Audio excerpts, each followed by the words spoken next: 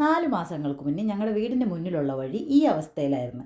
നിരന്തര പ്രയത്നം കൊണ്ട് ഇവിടെ ചെറിയൊരു പൂങ്കാവനം ഞാൻ റെഡിയാക്കി എടുത്തിട്ടുണ്ട്. ഇന്ന് അതിൻ്റെ കാഴ്ചയാണ് ട്ടാ. ഏറ്റവും എളുപ്പം വളരുന്ന ഒരു ചെടിയാണ് ഈ ആകാശമല്ലി. പരിചരണവും വളരെ കുറവ് മതി.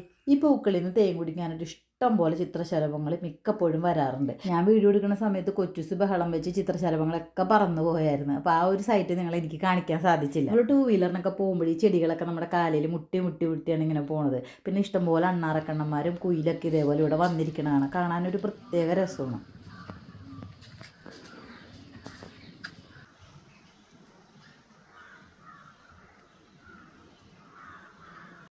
പൂക്കൾ ഇഷ്ടപ്പെടാത്തവരായിട്ട് ആരും ഉണ്ടാവില്ല.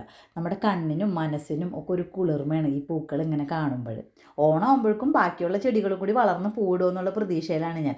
എൻ്റെ മുറ്റത്തിൻ്റെ ഈ ട്രാൻസിഷൻ എങ്ങനെയുണ്ട്, നിങ്ങൾക്ക് ഇഷ്ടപ്പെട്ട? ഇതേപോലെ വീഡിയോസായിട്ട് ഞാൻ ഇനിയും വരുന്നതായിരിക്കും. It's mine bye Shalimar.